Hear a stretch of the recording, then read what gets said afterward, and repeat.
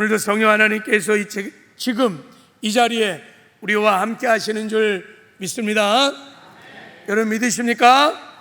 자, 우리 성령의 임재를 확신하고 성령 안에서 앞뒤좌우로 활짝 웃으면서 사랑하고 축복합니다. 한번 인사 좀 하겠습니다. 사랑하고 축복합니다.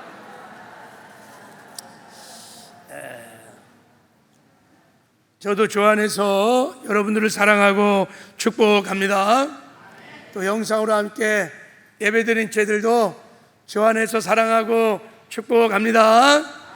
큰 은혜 받으시길 바랍니다. 오늘도 기복에서 팔복 시리즈 설교 이제 5번째, 긍휼히 여기는 자의 복에 대하여 설교를 하도록 하겠습니다. 오늘도 제가 간절히 바라고 소원하는 것은 여러분 말씀 잘 듣고 이 팔복에 정말 가치를 깨닫고 또 믿어지는 은혜가 있어서 우리 신앙이 다 기복에서 팔복으로 바뀌어지는 은혜가 오늘도 있기를 주님의 이름으로 축복합니다.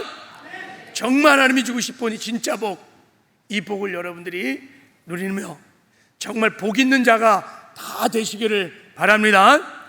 저리 한번 앞뒤 좌우에 다시 한번 복 있는 사람이 되십시오. 한번 축복 좀 하시다.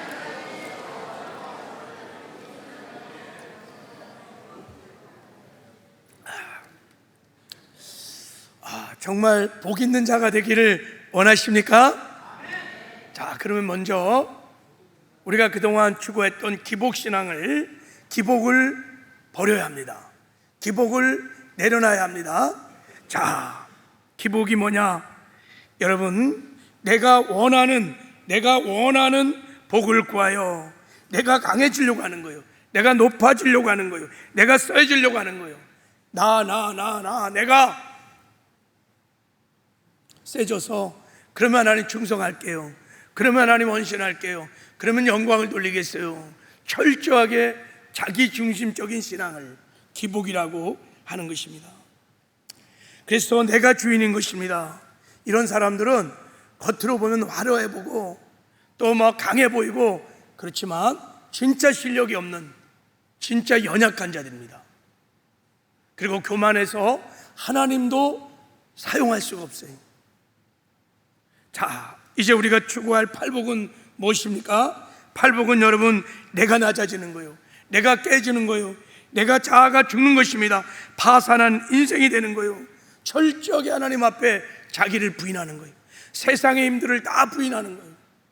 하나님만 의지하고 하나님만 바라보고 나는 하나님 은혜 없이는 도무지 살 수가 없습니다. 100% 하나님께 나는 의존된 자입니다. 그렇게 하나님의 은혜를 구하는 자, 삶의 주도권이, 삶의 주체가 바뀐 것입니다. 내가 아니라 내 안에 사시는 주님이 내 삶의 주인이시고 내 삶의 주도권을, 모든 결정의 주도권을 주님이 붙들고 계신 인생. 자, 인생이 복된 것입니다. 이런 인생들은 겸손하여 하나님께 쓰임도 받을 수 있고 주 안에서 진짜 실력 있는 자예요.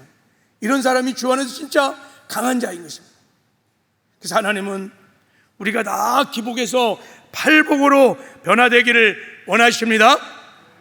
그래서 이렇게 산상수훈을 말씀하시면서 가장 먼저 하나님 우리에게 주고 싶은 이 복을, 팔복을 말씀을 하시는 것입니다. 자, 우리가 지금까지 4가지 복을 나누었습니다. 여러분 기억하시나요? 자, 첫 번째 복이, 자, 시작, 읽어요. 시작. 심령이 가난한 자는 복이 있나니 천국이 그들의 것이며. 자, 두 번째는 애통하는 자는 복이 있나니 그들이 받을 것이요.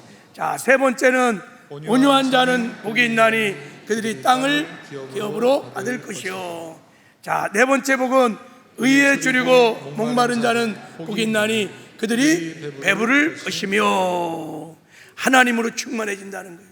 하나님의 은혜로, 하나님의 사랑으로 배부른, 하나님 때문에 기뻐하고 하나님 때문에 행복하다는 거예요.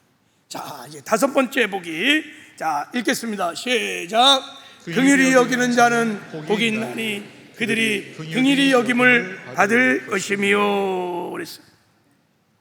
계속 말씀드리지만 팔복은 따로 떨어지는 8명의 사람이 각자 누리는 복이 아니라고 그랬어요. 다 연결이 되어 있습니다.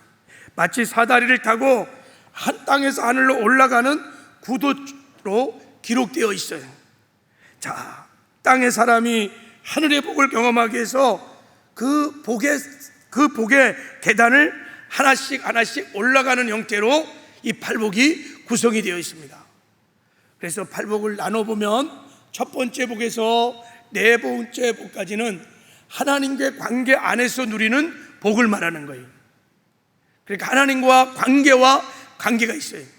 그래서 하나님을 향하여 심령이 가난한 자, 애통하는 자, 온유한 자, 의에 줄이고 목마른 자가 하나님께 복을 받는다는 거예요. 이제 5번째 복부터 8째 복은 사람들과의 관계 안에서 누리는 복을 말하는 거예요. 우리가 하나님께 이 4가지 복을 통해서 충만한 은혜를 받았어요. 우리 하나님의 은혜와 사랑이 막 충만한 거예요. 그 사랑을 세상에 흘러내리는 복의 통로가 되기 위해서 이제부터 5번째, 6번째, 7번째, 8번째 복을 받게 될 것입니다. 이 복을 받으면 여러분이 세상에 나가서 복의 근원, 복의 통로가 되는 아름다운 삶을 살게 될 줄 믿습니다. 그래서 여러분 이 복을 꼭 받으셔야 돼요. 세상에 나가 선한 영향을 미치는 아름다운 삶을 여러분이 살 수 있을 것입니다.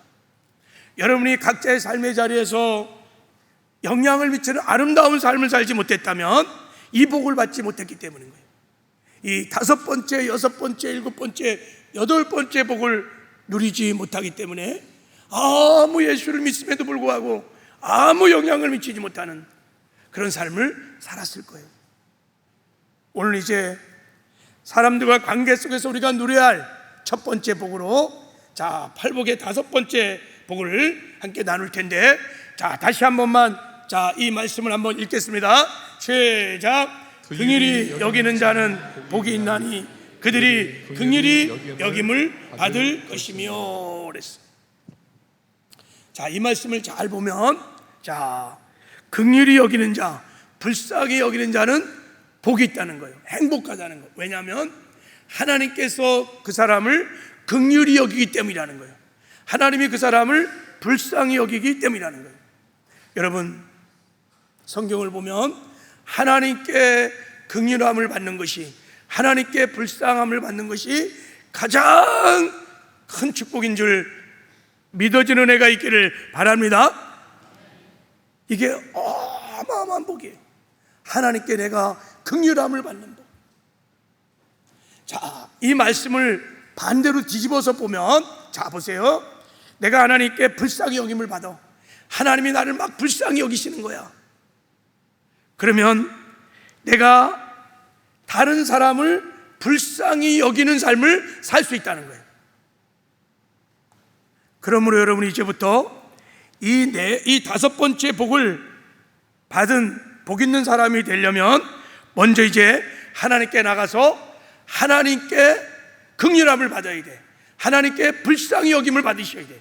그래서 하나님의 긍휼로 충만하면 여러분이 세상에 나가 다른 사람을 불쌍히 여기는, 긍휼히 여기는 복 있는 삶을 살게 될 줄 믿습니다. 할렐루야.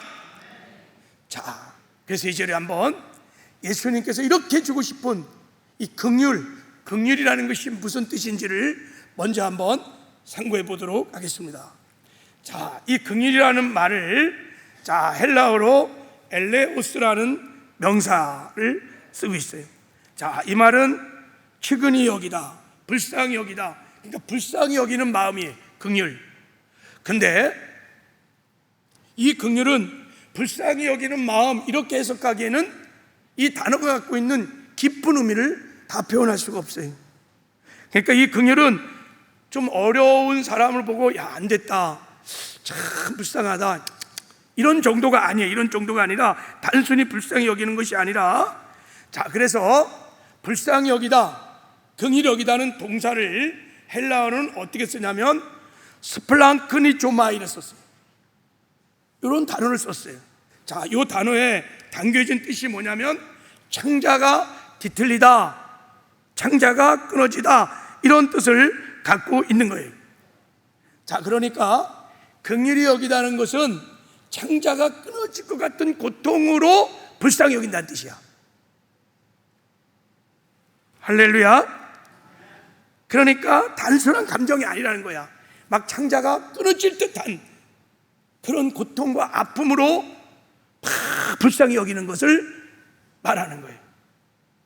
근데 우리가 한 번도 창자가 끊어지는 고통이 뭔지를 경험해 본 적이 없어요. 그죠? 이게 잘 와닿지가 않아. 그래서 제가 전에 한번 설명했죠. 단장의 슬픔을 얘기했지요.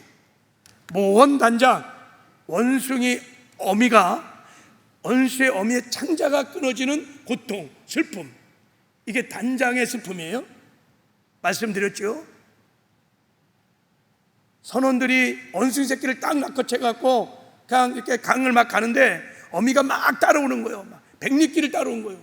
그러다가 배에 탁 뛰어내렸는데 이 원숭이 어미가 배에 딱 떨어지면서 그냥 죽어버린 거예요. 떨어지자마자 죽으니까 그 선원들이 궁금한 거죠. 그죠?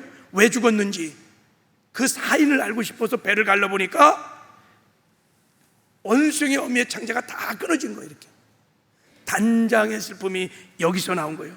그러니까 원숭이 어미의 창자가 끊기는 그 새끼를 향한 요동치는 그 마음, 불쌍히 여기는 마음, 그거를 스플랑크니조마이라고 그냥 표현해 보는 거예요. 다 담을 수는 없지만 그런 뜻이.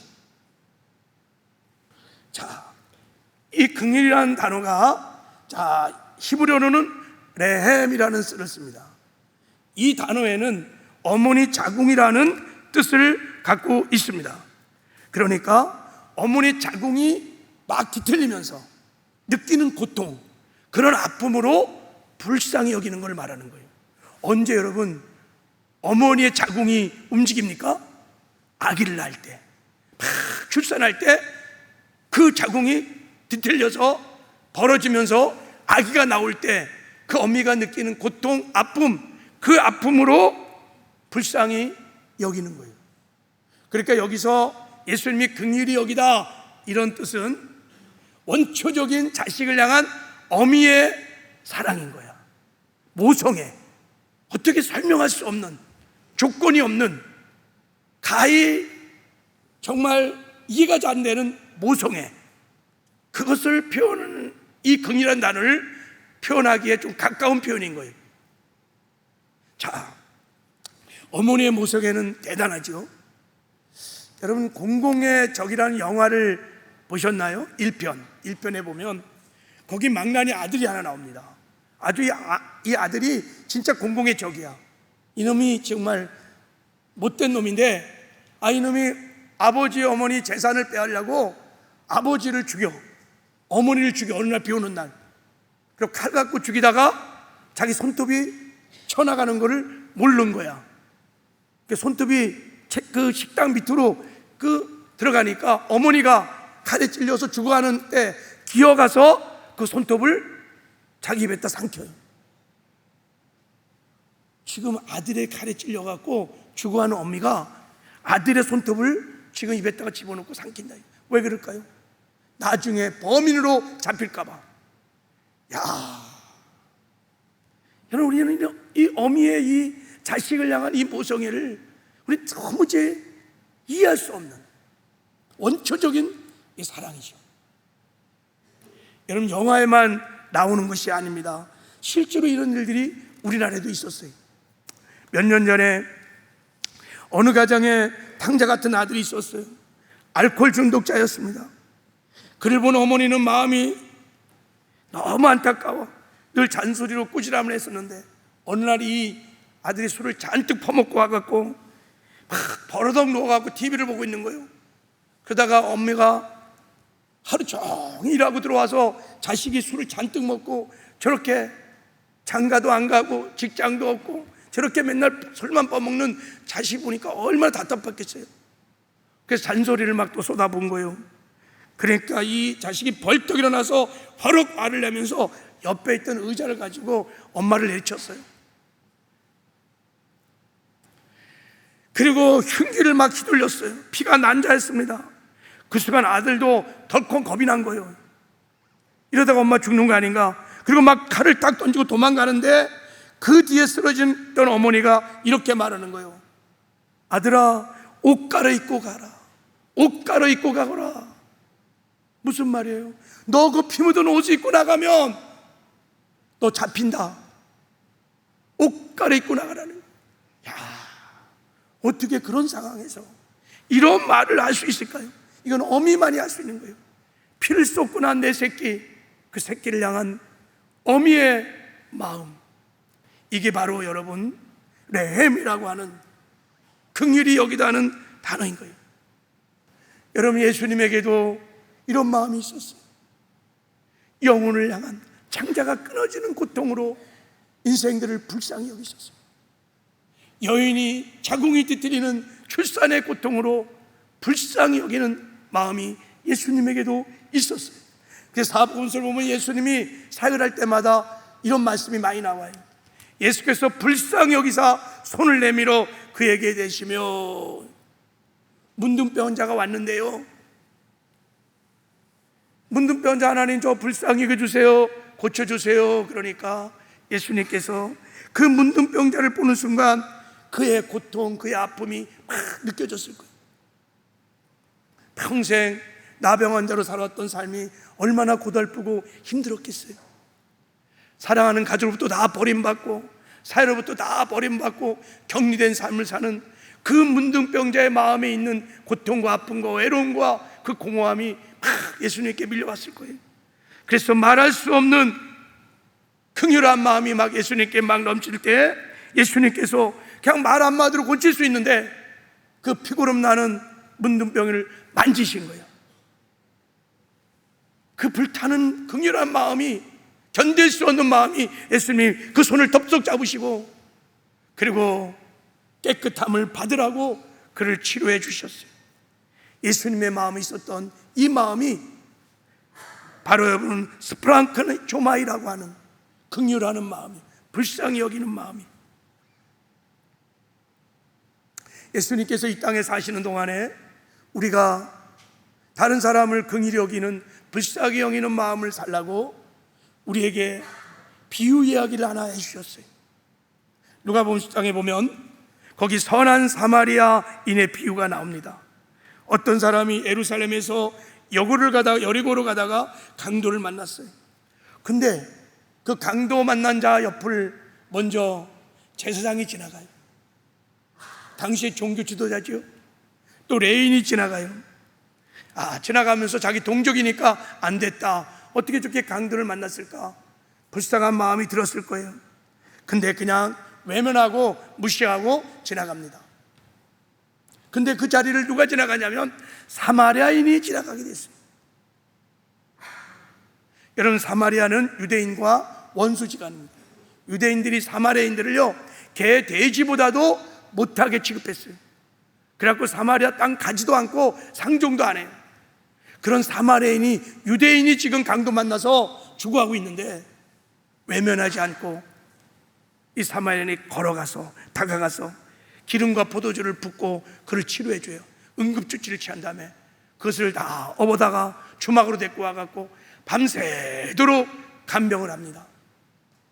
그리고 그 주인에게 떠나면서 말합니다. 만약에 이 사람을 간호하다가 더 들어간 돈이 있다면 내가 돌아와서 꼭 갚겠으니 좀 잘 보호해달라고 약속을 하고 떠납니다. 지금 사마리아인은 자기 권리를 포기하고 대가를 지불하고 희생적으로 강도 만난 사람의 아픔을 치료해 준 것입니다. 이야기를 다 하시고 예수님이 제자들에게 이렇게 물었어요. 봐라, 이 세 사람 중에 누가 강도 만난 자의 이웃이라고 할 수 있겠느냐 그랬더니 옆에 있는 사람들이 자비를 베푼 자이다, 긍휼을 베푼 사람입니다, 그 강도를 불쌍히 여긴 사람입니다. 그래서 맞다, 너희들도 이제 이와 같이 행하라 하고 말씀을 하셨어요. 자, 우리 이야기를 깊이 묵상해 보면 다른 사람을 긍휼히 여긴다는 것은 3단계로 이루어진다는 것을 알 수 있어요. 첫 번째는 다른 사람의 아픔과 고통과 피로를 보고 외면하지 않는 거예요. 다른 사람의 아픔과 고통과 피로들을 나의 것으로 여기는 동일시가 있어야 긍휼함이 시작되는 거예요. 외면을 하면 아무도 다른 사람을 긍휼히 여기는 삶을 살 수 없어요. 내 가족의 외로움, 고통, 교회의 힘든 어려움, 이 민족의 어려움, 고통, 이런 걸 내가 무관심하고 외면하면 여러분은 긍휼을 베푸는 삶을 살 수 없어요. 그것을 나의 것으로 여기는 동일시가 먼저 일어나야 돼요. 이 선한 사마리아인은 유대인이었지만 외면하지 않았어요. 그 강도 만난 자의 아픔과 고통을 나의 것으로 여기는 순간, 두 번째, 이 사마리아 사람에게 말할 수 없는 불쌍히 여기는 마음이 부어진 것입니다. 그 강도 만난 자의 아픔과 고통이 느껴진 것, 체감된 것입니다. 이걸 우리는 공감 능력이라고 그래요. 마음으로 불쌍히 여기는 마음. 자, 긍휼히 여긴다는 세 번째 단계는 마음으로 불쌍히 여기는 것으로 끝나는 것이 아니라 그 마음으로 불쌍히 여기는 마음이 행동으로 나타나는 것입니다. 사마리아 이 사람은 기름과 포도주를 부었어요. 치료해 줬어요. 주막으로 데리고 와서 간호해 줬어요. 시간을 들였어요. 물질을 들였어요. 긍휼은 여러분 행동하는 사랑인 것입니다. 긍휼은 단순히 동정이 아닙니다. 행동하는 책임지는 사랑, 아카페 사랑의 표현이 긍휼인 것입니다. 이 긍휼함에서 아카페 사랑이 은혜가 나오는 거예요. 긍휼은 받을 수 없는, 자격이 없는 이 강도 맞는 자가 값없이 베풀어진 은혜, 사랑이었던 것입니다. 예수님께서 섬한 사람이라 이 비유를 말씀하시면서 우리에게도 이와 같이 너희들도 행하라고 말씀하신 것은 우리에게도 동일하게 말씀하시는 말씀인 줄 믿습니다. 할렐루야. 그러므로 여러분, 선한 사마리아인 강도 만난 자에게 베풀어 주신 긍휼은 하나님이 강도 만난 자 같은 같이 죄로 인하여 죽어가는 우리에게 베풀어 주신 하나님의 긍휼이요, 하나님의 사랑이요, 십자가의 사랑의 예표인 줄 믿습니다. 하나님도 동일하게 선한 사마리아인이 강도 만난 자를 불쌍히 여긴 것처럼 우리를 불쌍히 여겨 주셨다는 것입니다. 하나님이 저와 여러분을 향하신 그 긍휼함의 극치가 어디냐면 십자가예요. 십자가. 하나님은 그의 아들을 세상에 보내셔서 십자가에 죽게 하심으로 저와 여러분을 하신 그 불쌍히 여기시는 불타는 긍휼함의 마음을 십자가를 통해서 보여주셨습니다. 그래서 십자가 안에는 하나님의 아카페적인 사랑이 있는 것입니다. 십자가 안에는 우리를 불쌍히 여기시는 하나님 아버지의 사랑이 그곳에 있는 것입니다. 하나님이 우리를 그렇게 불쌍히 여기셔서 우리에게 구원의 은혜를 베풀어 주셨다고 성경은 말해요. 보세요, 에베소 2장을 보면요, 우리는 다 죽었던 자예요. 죄와 물로 완전히 죽었던 자예요. 그리고 본질상 여러분 진노의 자녀였어요. 공중권세자 마귀의 종로 따던 마귀의 자녀였어요. 소망이 전혀 없었어요. 우리도 강도 만난처럼 아무 소망이 없었던 자예요. 하나님이 그런 우리를 바라볼 때 스플랑키 쪼마이, 창자가 끊어졌다는 아픔으로 우리를 불쌍히 여겼다는 거예요.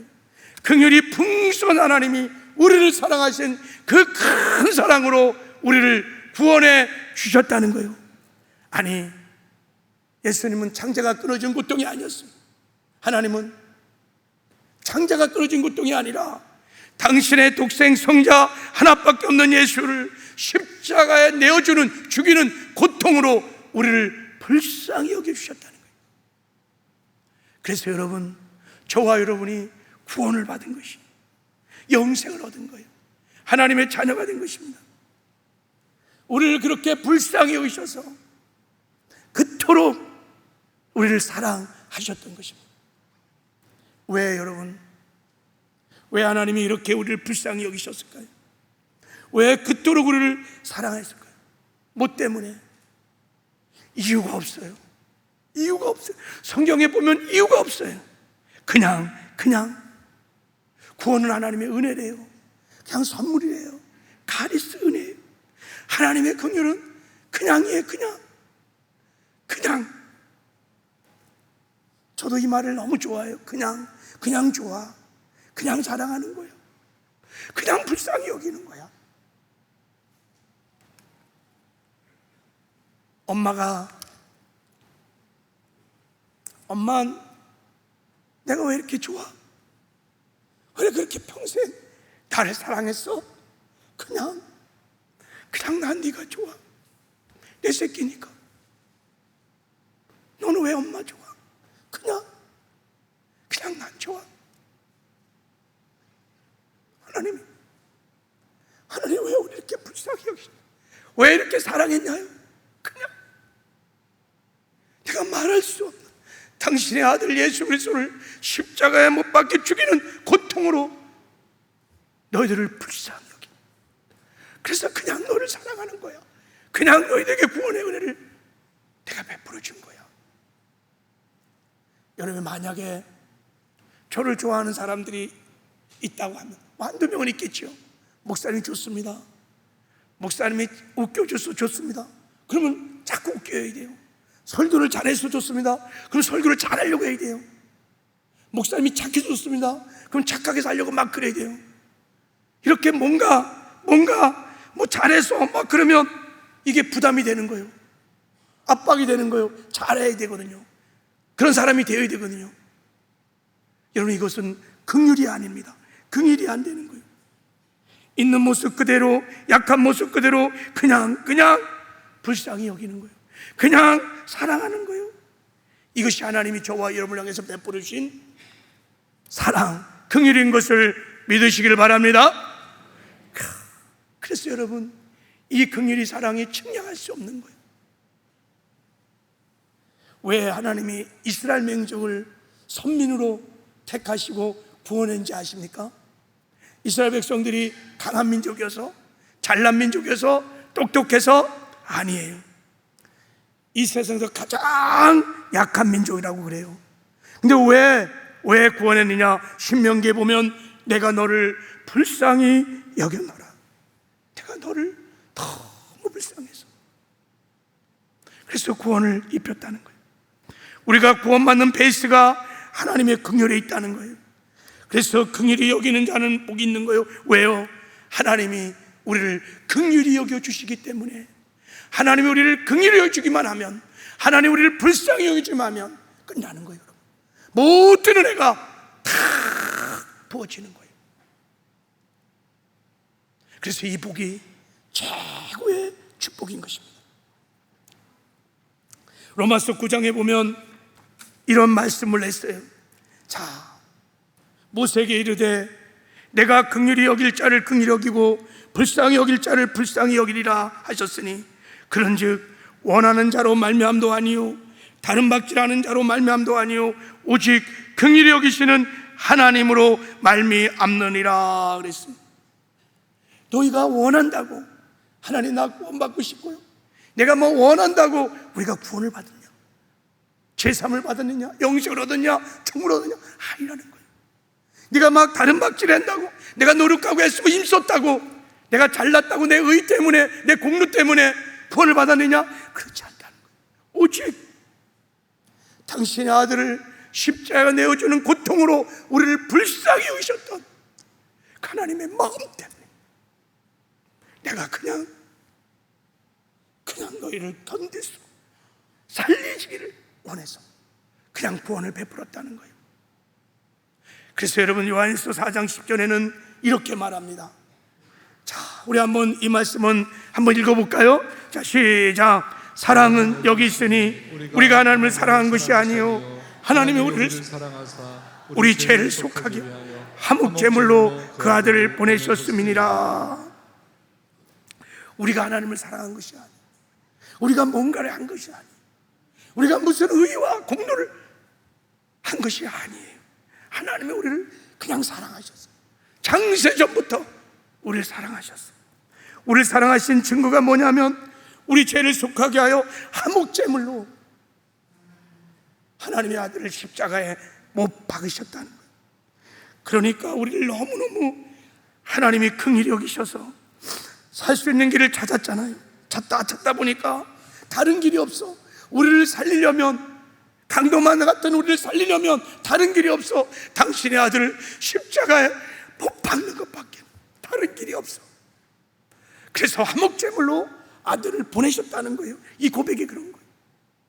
하나님의 무한하신 긍휼함으로 우리를 그렇게 불쌍히 여기셨겠어요. 저와 여러분이 다 구원을 받은 줄 믿습니다. 할렐루야. 저도 아침에 깰 때마다 다 습관적으로 기도하지요. 주님 감사합니다. 주님 사랑합니다. 그리고 요즘 팔복을 강의하면서 기도가 좀 바뀌었어요. 하나님, 저를 좀 불쌍히 여겨주세요. 저를 좀 불쌍히 여겨주세요. 저의 목회를 불쌍히 여겨주세요. 우리 가족들을 불쌍히 여겨주세요. 우리 교회를 불쌍히 여겨주세요. 여러분, 인생은 불쌍히 여김으로 사는 거예요. 하나님이 불쌍히 여겨주시면 이 긍휼함에서 하나님의 은혜가 나오고 사랑이 나오고 용서가 다 나오는 거예요. 하나님, 나는 하나님 없이, 하나님의 은혜 없이 살 수 없어요. 저를 좀 불쌍히 여겨주세요. 그러면 하나님의 모든 은혜가 임하는 거예요. 그래서 여러분, 이 복이 복 중의 복인 거예요. 하나님께 우리가 불쌍히 여김을 받을 수 있다는 것은 최고의 축복인 것입니다. 하나님 우리를 불쌍히 여기기 때문에 당신의 독생자를 죽이신 거예요. 다른 이유가 없어요. 그래서 여러분, 우리가 하나님께 불쌍히 여김을 받고 여러분, 다른 사람을 불쌍히 여기는 삶이 얼마나 복된 인생이고 복된 축복인지 다 이 다섯 번째 복을 주 안에서 누리며 살아가는 저와 여러분 되기를 주님의 이름으로 축복합니다. 마지막으로, 그러면 우리가 어떻게 해야 긍휼히 여기는 자의 복을 누리며 살 수 있을까 하는 거죠. 자, 첫 번째는 여러분, 자기를 부인해야 돼요. 그리고 하나님께 긍휼을 구해야 돼요. 우리를 불쌍히 여기는 하나님의 마음을 우리가 구해야 돼요. 그렇게 우리가 긍휼을 구하면, 하나님께 긍휼함을 충만히 받으면 그때 비로소 우리도 다른 사람을 긍휼히 여기는, 불쌍히 여기는 복 있는 삶을 살 수 있는 것입니다. 여러분, 왜냐하면 긍휼의 마음은 우리 마음이 아니에요. 우리에게는 여러분 긍휼한 마음이 없어요. 아시죠? 저도 이렇게 목회를 하면서 여러분을 향한 긍휼의 마음이 있을 때는 목회가 너무 쉬워요. 눈물로 기도하고 목회가 너무 좋아요. 근데 이런 마음이 없을 때는요, 목회가 힘들어요. 근데 이런 마음이 막 생기는 게 아니에요. 가족을 바라보면서, 남편을 바라보면서, 아내를 바라보면서, 자식들을 바라보면서 긍휼한 마음이 없어요. 여러분, 긍휼의 마음은 우리 마음이 아니에요. 하나님의 마음이에요. 그래서 우리가 자기를 부인하고 이 긍휼의 마음, 하나님의 마음을 구해야 됩니다. 그래서 우리가 하나님의 긍휼로 충만해지면 그때 비로소 우리가 다른 사람을 불쌍히 여기고 긍휼히 여기는 복 있는 삶을 살 수 있는 것입니다. 그래서 여러분, 이 긍휼은 성령의 열매라고 성경은 말합니다. 자, 갈라디아서 5장 22절에 보면 오직 성령의 열매는 사랑과 일합과 화평과 오래 참음과 자비와 양성과 충성이니, 이 자비가 뭐냐면 긍휼이에요. 이 자비가 여러분 불쌍히 여기는 마음이에요. 이게 성령의 열매라. 성령의 열매. 그러니까 예수의 영이신 성령이 맺어가는 열매라는 것입니다. 내 열매가 아닌 것입니다. 그러니까 성령이 내 안에 주인으로 사시면, 즉 예수님께서, 성령으로 오신 예수님께서 내 안에 주인으로 사시면 자연스럽게 맺어지는 열매라는 거예요. 내가 예수를 주인으로 인정하고 주인을 모시고 살면 자연스럽게 주님의 성품이, 주님의 열매가 맺어지는 것이 긍휼의 삶이라는 거예요. 그러면 어떻게 해야 여러분 성령의 열매를 맺는 삶을 살 수 있을까요? 그 조건이 뭘까요? 자, 바로 이어서 24절에 이렇게 그 조건을 말하고 있어요. 같이 한번 읽겠습니다. 시작. 그리스도 예수의 사람들은 육체와 함께 그 정욕과 탐심을 십자가에 못 박았느니라. 그리스도 예수의 사람, 저와 여러분을 말하는 거예요. 거듭난 사람. 그래서 성령께서 우리 마음을 벗어삼고 우리와 함께하는 사람, 그런 사람들은 육체와 함께 정욕과 탐심을 십자가에 못 박았다는 거예요. 내 욕심, 내 정욕, 내 죄 다 십자가에 못 박혔다는 거예요. 내가 그리스도와 함께 십자가에 못 박혀 죽었나니 그런즉 이제 내가 산 것 아니요 내 안에 그리스도가 사시는 자라는 거예요. 그러므로 내가 죽으면 내 안에 예수님이 살아계셔서 예수의 영이 성령께서 이런 성령의 열매를 주렁주렁 맺게 한다는 것입니다. 할렐루야. 그러므로 우리가 이 땅에 사는 동안에 긍휼히 여기는 삶을 살려면 내가 죽어야 돼요. 자기를 철저하게 부인해야 돼요. 그래서 예수로 사는 인생을 살아야 예수님께서 우리 삶을 통하여 그 긍휼의 마음을 부어주셔서 여러분 긍휼히 여기는 삶을 살게 될 줄 믿습니다. 성경을 보면 그래서 하나님께 긍휼함을 받은 사람들, 그래서 긍휼한 인생을 살았던 모든 사람을 보면 특징이 하나가 있어요. 그게 뭔지 아세요? 하나님 앞에 철저히 자기를 부인하고, 하나님 저를 불쌍히 여겨주세요. 하나님 저를 긍휼히 여겨주세요.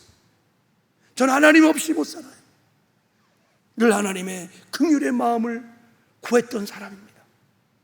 자, 마태복음 9장에 보면 두 맹인이 나오죠. 맹인, 소경. 그 말만 딱 들어도 그들은 내세울 조건이 아무것도 없어요. 가진 것도 없어요. 가난해요. 의지할 돈도 없어요. 의지할 사람도 없어요. 백도 없어요. 완전 인생 파산을 당한 사람이죠. 여러분, 이렇게 아무것도 없는 사람이 파산한 인생에 할 수 있는 말이 딱 한 가지밖에 없어요. 하나님, 나를 불쌍히 여겨 주시옵소서. 무슨 말을 하겠어요? 하나님, 나를 불쌍히 여겨 주소서. 그래서 이 소경이 나가서 첫 번째 한 말이 뭐냐면, 다윗의 자손이요, 나를 좀 불쌍히 여겨 주세요. 긍휼하게 해달라고 그러는 거예요. 그때 예수님께서 한 가지를 물으셨어요. 내가 능히 이 일을 할 줄 믿느냐 물었어요.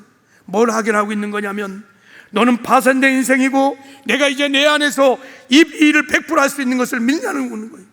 나는 죽고 나로 인하여 예수님이 사시는 것, 이것을 묻는 것입니다. 너는 이것을 믿느냐? 예, 믿습니다. 나는 내세울 것도 자랑할 것도 아무것도 없습니다. 나는 파산한 인생입니다.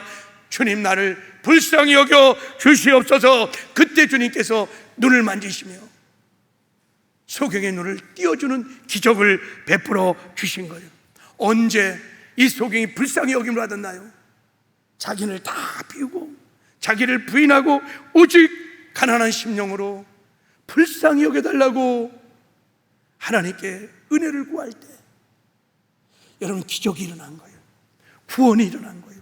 하나님의 사랑을 경험한 거예요. 여러분, 탕자가 언제 불쌍히 여김을 받고 아버지의 은혜를 받았어요? 탕자가 아들이잖아요. 근데 탕자가 아버지께 가서 뭐라고 그래요? 아버지, 나는 아버지의 아들이라고 일컬음을 받을 만한 자격이 없습니다. 그저 품꾼의 하나로만 여겨주세요. 품꾼의 하나로만 여겨주세요. 지금 자기를 부인하는 거예요. 그리고 파산한 심령으로 아버지, 나를 불쌍히 여겨주세요. 그때 기적이 일어난 거예요. 그때 가락지를 띄우시고 옷을 입히고 신발을 갈아입히고 파티를 열어주시고, 하나님, 나를 불쌍히 여겨주세요. 이것이 여러분 복인 거예요. 이것이 진짜 능력인 거예요. 자기를 부인하고 날마다 하나님께 나가서 하나님께 나를 불쌍히 여겨달라고 구할 수 있다면 이 사람은 정말 복 있는 사람, 최고의 복을 누릴 수 있는 사람입니다. 마태복음 15장에 스로보니게 여인이 나와요. 이 여인도 자기를 다 내려놓고 다 비우고 예수님께 나와서 첫 번째 한 말이 뭐냐면, 다윗의 자손이여, 나를 불쌍히 여겨주소서. 내 딸이 흉악한 귀신에 들렸나이다. 이 고백을 하는 이 여인을 바라보며 예수님께서 이 이방 여자가 얼마나 자기를 부인하는지, 얼마나 자기를 비웠는지, 얼마나 파산된 인정인지, 얼마나 심령이 가난한지를 테스트해 보기로 했어요. 그래서 막 간절히 살려달라고 부르짖는 이 여인의 말에 예수님이 첫 번째로 아무 반응도 하지 않습니다. 침묵해요. 외면하는 거예요. 그러니까 옆에 따라가는 제자들이 너무 답답해서 예수님, 저 여인이 막 불쌍히 여달라고 살려달라고 막 저렇게 소리 지르니 예수님 뭐 한마디 좀 해주세요. 그때 예수님이 이렇게 말했어요. 나는 이스라엘 집에 잃어버린 양 외에는 다른 데로 보내심을 받지 아니하였노라. 너 같은 이방인에게 베풀어 줄 은혜가 없다는 거예요. 얼마나 상처가 되는 말이에요. 너 같은 이방인을 나는 관심이 없다. 그래도 여자는 더 납작 엎드려서 주님, 나를 불쌍히 여겨주세요. 나를 도와주세요. 이때 예수님께서 진짜 찍소리하지 못하도록 마지막 카운터 펀치를 날렸는데 뭐라 하느냐면, 자녀의 떡을 취하여 개들에게 던짐이 마땅하지 아니하니 꺼져라 이러는 거예요. 너는 개다. 너는 개야. 그때 여인이 정말 치욕적인 말이죠. 자기의 남은 자존심 하나를 깡그랗게 그냥 예수님이 밟아버린 거예요. 그때 여인이 물러가지 않고, 예 맞습니다. 무슨 말이에요? 주님, 저는 개입니다. 개만도 못한 사람입니다. 그럴지라도, 개라 할지라도 주인의 상에서 떨어지는 부스러기 은혜를 주시오. 나에게 이 은혜라도 주시옵소서. 예수님 지금 무엇을 지금 시험하고 있어요? 뭘 시험하냐면, 네가 얼마나 죽었는지를 보는 거예요. 네가 얼마나 나를 향하여 비었는지를 보는 거예요. 얼마나 파산됐는지를 보는 거예요. 내가 은혜를 마음껏 채워주실 만큼 얼마나 비어있는지. 여러분, 살아있는 자는 밟으면 꿈틀게 해요. 죽은 자는 밟으면 소리가 없어요. 예수님이 그냥 밟아버린 거예요. 얼마나 네가 파산된 인생인지, 얼마나 나를 하여 갈망하고 목말라 하는지를. 그래서 예수님이 이렇게 말했어요. 여자야, 내 믿음이 크도다. 내 소원대로 될지어다. 그 순간 흉악한 귀신 들렸던 딸이 해방을 받고 기적을 얻게 된 것입니다. 여러분, 이 이야기의 중요한 포인트 중에 하나는 예수님께서 이 여자만을 시험한 게 아니에요. 보고 있던 제자들에게, 많은 무리들을 향해서 복음의 능력이 무엇인지를 보여주기 위해서, 보라, 이 여인을 좀 보라는 거예요. 파산된 존재인데 파산된 모습을 지금 고백하고 있지 않느냐. 저렇게 불쌍히 여겨달라고 보라는 거예요. 하나님의 은혜가, 하나님의 능력이 어떻게 흘러가는지를 너희들은 똑똑히 지켜보라는 거예요. 하나님 앞에 내가 잘난 채, 의로운 채, 건강한 채, 센 채, 여러분, 기복을 아무리 구해도 그것은 진짜 복이 아니에요. 못난 모습 그대로, 부족한 모습 그대로, 하나님, 나는 하나님 은혜 없어요. 살 수 없어. 그냥 불쌍.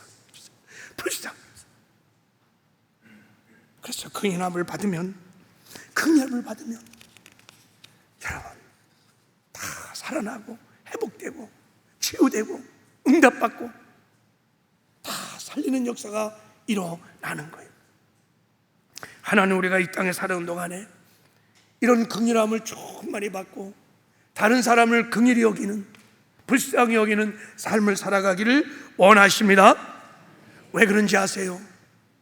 하늘의 복이 이 땅에 흘러가야 되는데, 하나님의 은혜가 흘러가야 되는데, 하나님의 사랑이 저 만방에 강도 만난 자에게 흘러가야 되는데, 이 영광스러운 복음이 만방에 흘러가야 되는데 통로가 필요한 거예요. 하나님의 은혜가 흘러갈 수 있는 통로가 필요한데, 그 통로가 무엇이냐면 긍휼히 여길 수 있는 마음을 가진 자, 영혼을 불쌍히 여기시는 주님의 마음을 가진 자, 그를 통해서 하나님의 은혜가, 하나님의 사랑이 흘러가기 때문인 거예요.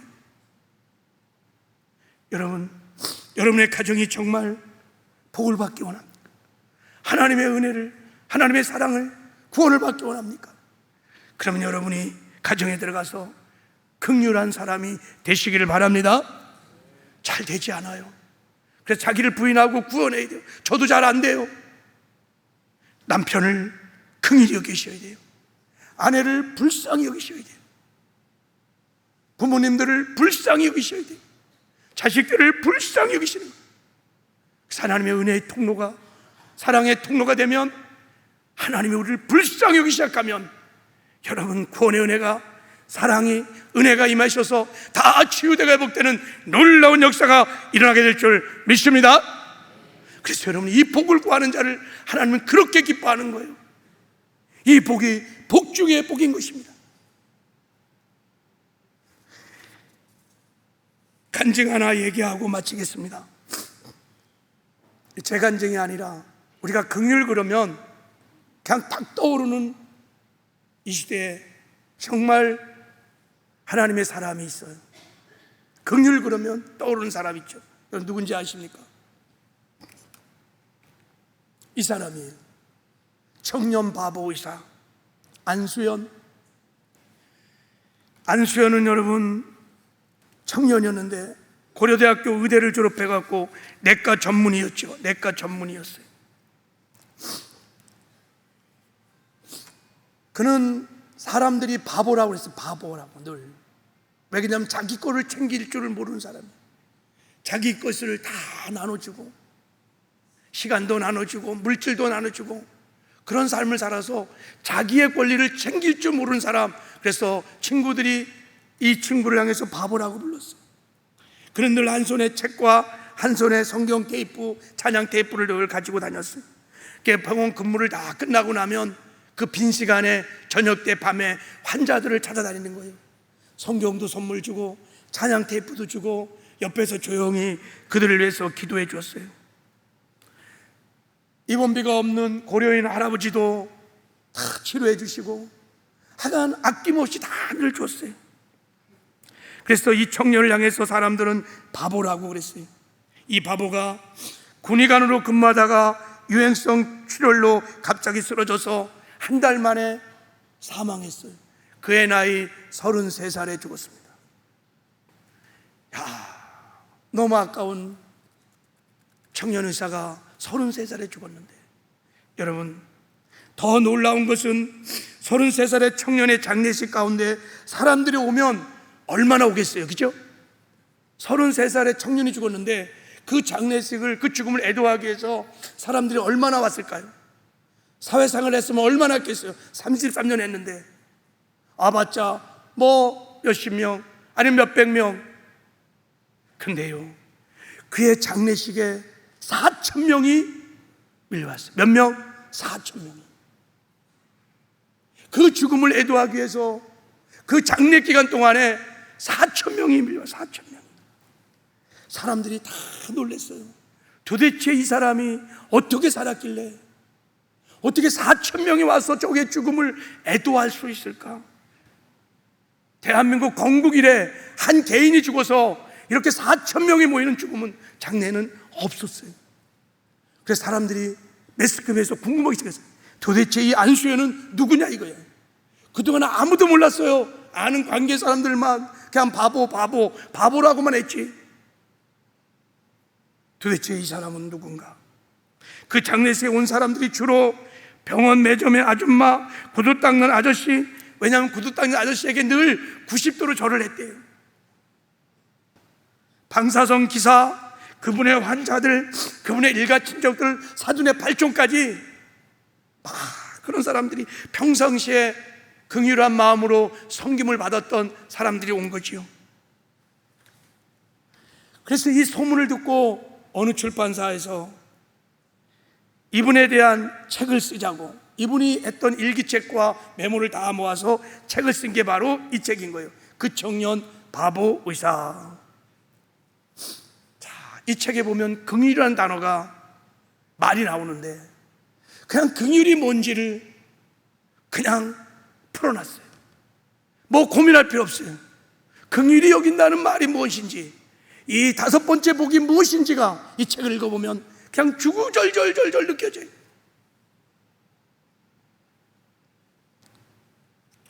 어떻게 그는 사람을 그렇게 긍휼히 여기는, 불쌍히 여기는 아름다운 삶을 살 수 있을까?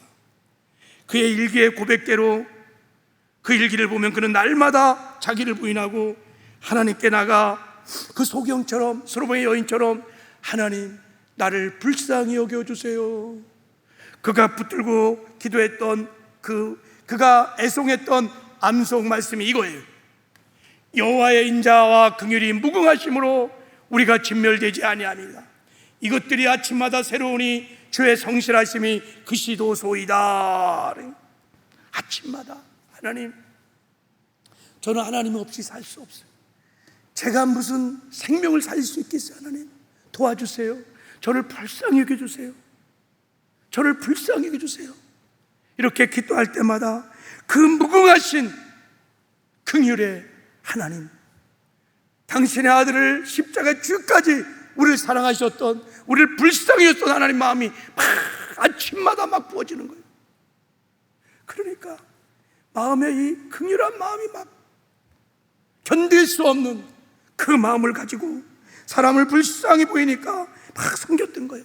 낮아진 자세로 섬긴 거예요. 그렇게 하려고 몸부림치고 애통한 것이 아니에요. 그 사랑이 부어지니까 위로의 마음을 한 것이고, 복음을 준 것이고, 권리를 포기하고 대가를 지불하고 희생적으로 그렇게 섬길 수 있었던 것입니다. 여러분, 긍휼은 하나님의 은혜가 흘러가는 길인 것입니다. 그래서 하나님은 지금도 이 5번째 복을 누리는 긍휼히 여기는 얀스형 같은 바보 의사를 찾고 있는 거예요. 그를 통해서 얼마나 세상이 아름다워져, 그를 통해서 얼마나 많은 사람이 하나님의 영광을 받는지, 하나님의 사랑을 받는지, 복음을 들었는지, 수많은 강도 만난 자들이 그를 통하여 치유받고 회복되고 하나님께 영광을 돌리는 삶을 사는 거예요. 우리는 하나님의 긍휼이 아니면 우리는 단 한순간도 사실은 살 수가 없습니다. 저도 하나님의 긍휼이 아니면 어떻게 이 목회를 할 수 있을까? 긍휼이 아니면 우리는 단 한숨도 쉴 수 없어요. 우리 하나님의 은혜 없이는 살 수 없는 존재입니다. 나의 존재론적인 우리 인생을 자각하고, 여러분, 날마다 자기를 부인하고 내가 의지하고 내가 그렇게 추구했던 기복, 세상의 힘을 다 내려놓고 이 소경처럼, 수봉이처럼, 이 안수연 의사처럼 여러분 하나님께 나가 하나님께 긍휼을 구하시기를 주님의 이름으로 축복합니다. 하나님 불쌍히 여겨주세요. 하나님 저를 긍휼히 여겨주세요. 하나님이 불쌍히 여겨주시면 그때 다 끝나는 거예요. 치료되고 회복되고 살아나고, 이런 은혜가 우리 모두에게 있기를 주님의 이름으로 축복합니다. 자, 우리 시간에 이제 이 복을 구하면서 믿음으로 주 앞에 한번 나가기를 원합니다. 하나님,